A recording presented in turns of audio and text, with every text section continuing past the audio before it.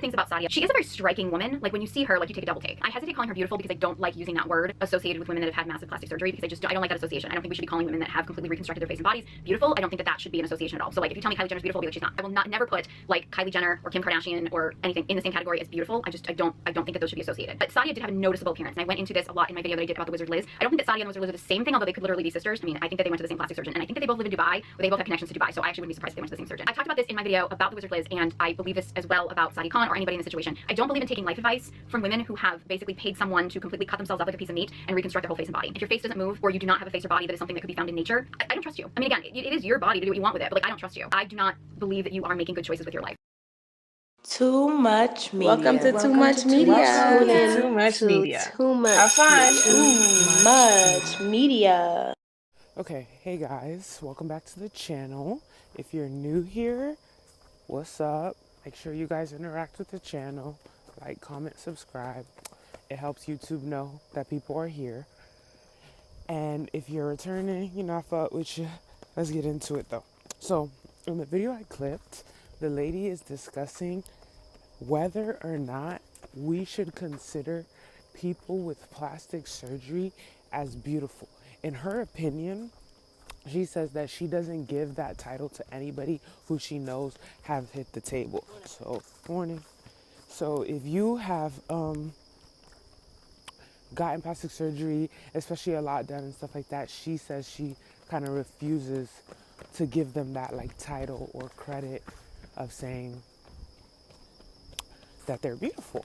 And I'm listening to her and stuff like that, and I'm like, this is an interesting opinion she has, and I don't completely not hear her to the point where I'm like, hell no, she can't say that. That's so crazy of a, like, you know, rhetoric to be passing on or something like that. Because I do kind of hear her of wanting to support the natural community and people who have like been, you know, who haven't done anything, especially because, you know, if you're like praising people whose face is beautiful because of plastic surgery, it's kind of like you're setting unrealistic beauty standards and things of that nature. However, I think this is a bit of a dangerous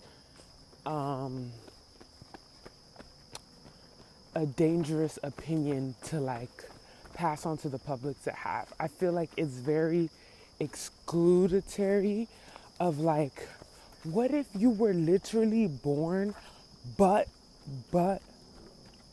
ugly? Like you literally, there's no hope for you from the minute of you were born. Or you're born with a cleft palate. Or, you know, you're born attached to a sibling.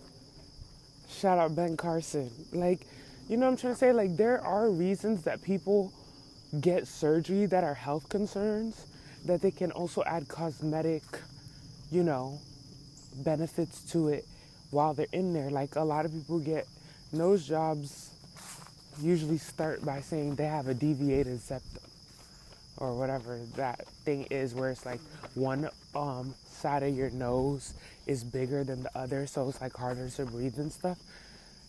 And then they end up getting a nose job too while they're there, because it's kind of like, hey, gotta get cut anyway, might as well come out looking bad.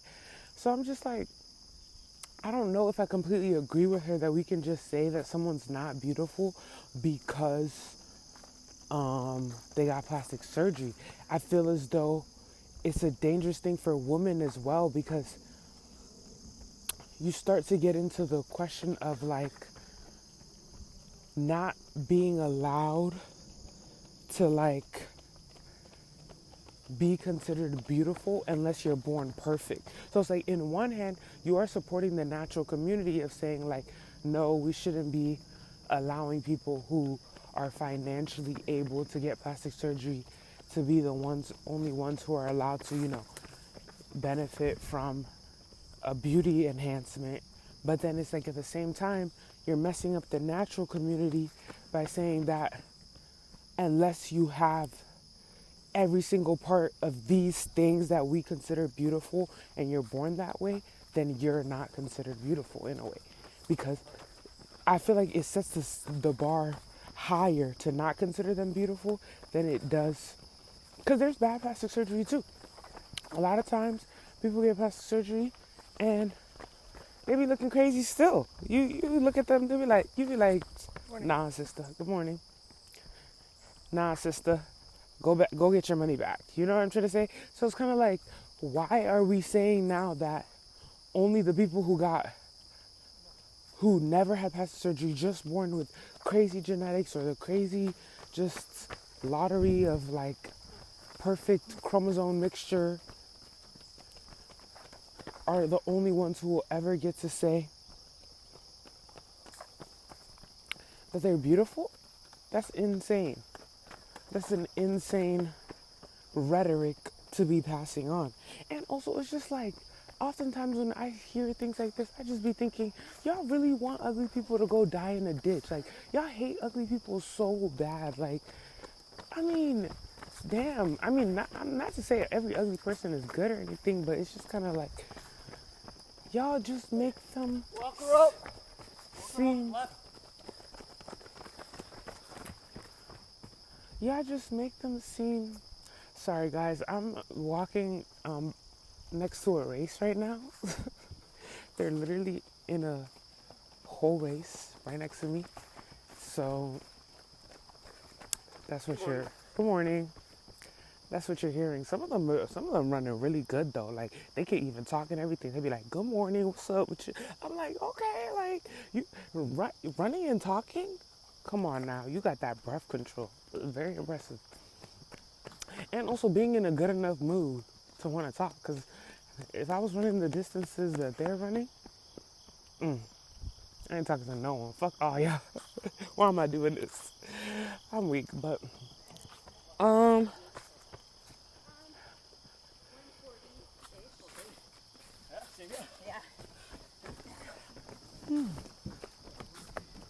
Andrew, I'm so tired right now. I can't imagine running for a long distance like this. Because I know they're running over 5 miles. Like, I don't know how many, but probably a good 10 to 20. Oh, I see somebody up ahead. I'm finna ask them how many miles that they're running. But yeah, another reason that I was feeling like this rhetoric is a dangerous one / one that I don't agree with is because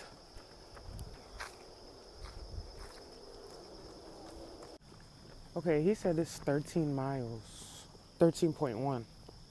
Mind you, he also said I'm probably gonna see a lot more people coming up. And I saw the first guy who finished first, and that was so long ago. He's done now. He's way done. So he said there's a lot more. I haven't even seen like the good chunk of it. I'm like, God damn. Like, why no one told me about it? I feel disrespected. I'm up. I'm ready. Put me in, coach. That's crazy. Could I do 13 miles though? I actually feel like I could. Very slowly, I'd be in the back, but I think I could do 13. My knees would be shattered by the end. Because I still haven't figured out, my issue with running right now that I'm having is I still haven't figured out my running technique to perfection where my knees, I'm not fucking up my knees. I keep fucking up my knees when I'm running. So that's what I'm in the middle of training for right now, is getting my form correct, getting the proper what's it called? Exercises and warm-ups to get my body in the right condition to not be in so much pain pre, post, and inter running, So I'll be with y'all next year. But these people are in shape. I haven't seen not a single person who doesn't look like Captain America.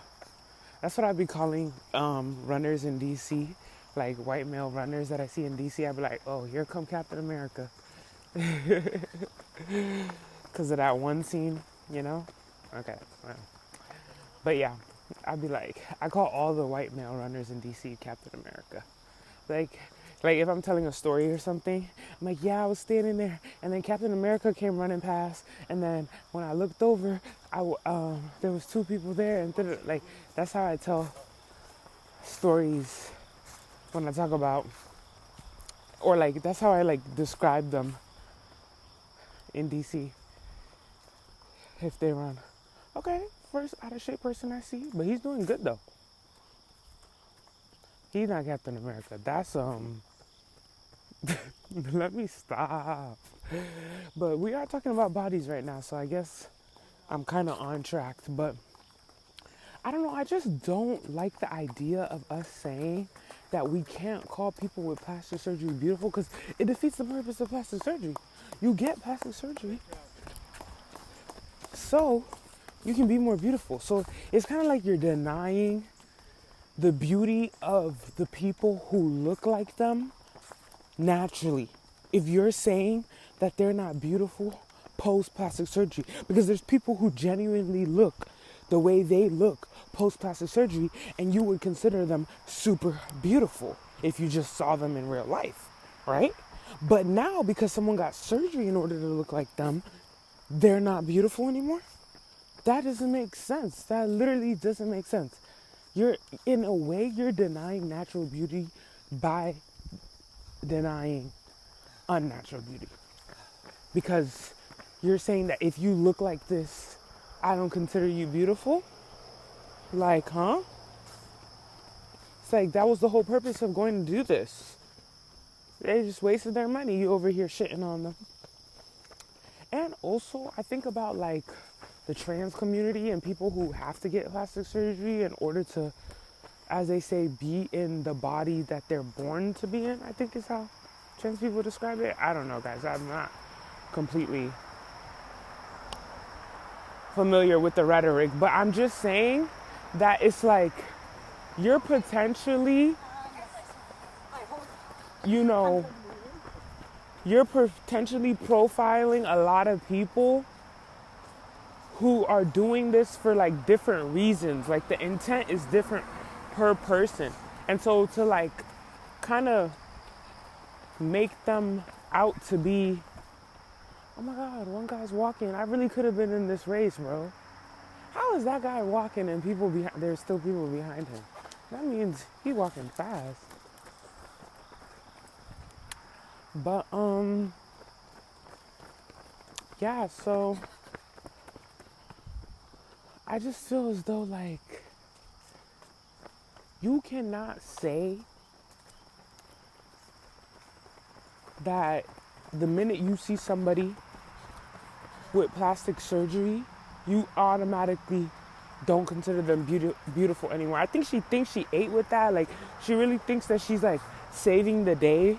But it's kind of like, no, if you're naturally beautiful, like, to certain levels, it's like there isn't any level of plastic surgery that someone else can have that like denies your beauty. And I feel like that type of rhetoric also puts beautiful people on a hierarchy that sometimes doesn't exist. Like once you cross a certain threshold of beauty, a lot of them kind of stand on a pretty even playing field of like just difference in features where, okay, this person's like, you know, has more cheekbones than that person.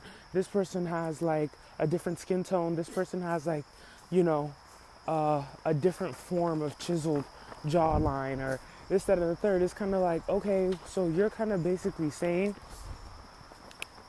that, what's it called?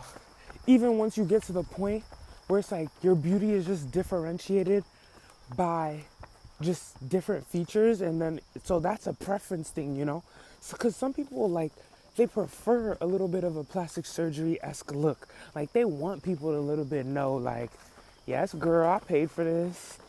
Like they like that look, you know. So it's like, okay, now you're basically saying that people who like enjoy that look can't have it. Like look at all the Botox girlies and filler girlies, like they like it to look a little fake. So it's just like, you can't decide for everybody that now you're no longer good looking unless you're completely 100% just born the way you look. Like, what? And then also it's kind of like a thing of like, at what point are we saying like, are we like passing on the rhetoric of like, if anything happens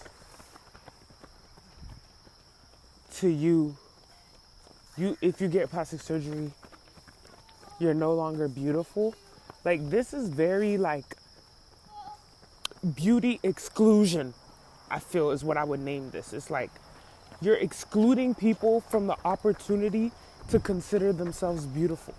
It's like, you might have thought I was beautiful before surgery though too. I might not have, like, you know what I'm trying to say? It's not like I might have completely been butt ugly if I didn't get surgery. It's like, think of like somebody like, cause you notice in the video, oh my God, they're talking so loud. I don't understand. They're clapping for them. I'm like, if I was running, would clapping help me? That actually, that might push me a little bit longer. Damn, the difference in the people who was in the front versus the people in the back is very crazy. Cause like them people in the front, whew, them's is real Captain Americas. Like, those people was running as if they were walking.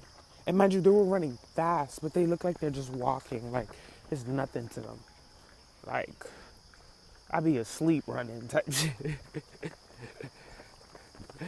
The first guy was trailing a motorcycle. Yes, literally there was a motorcycle driving in front of him, and he was running at a damn near equal pace. I was like, golly. But back to what I was saying, it's like, this is like beauty exclusion. Walk her up. Jerk move.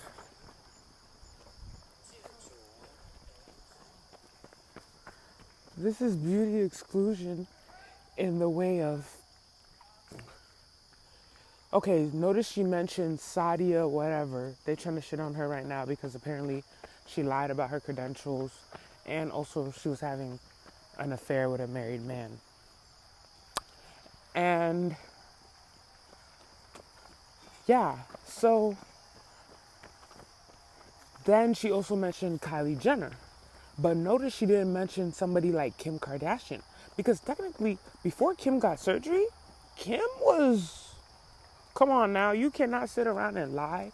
Like, Kim wasn't that girl even before the surgery. She got to where she got to before the surgery. So it's kind of like, you are doing beauty exclusion because it's like, a lot of these people, many of these people who get plastic surgery, they do it out of choice. They were beautiful before. So now all of a sudden you're saying the minute they get plastic surgery, now they can't be called beautiful anymore? When before that you was on their dick? Like, that doesn't make sense either. It's like, no, like, you don't get to just like, you know, cut them out of something that they always had just because they decided to change it or enhance it. It's like, you're basically saying, you're like adding to the problem instead of fixing it. Like, you think you're fixing it, but you're... Wait. All right, I got you. Al. Hey, Bruce. That's enough.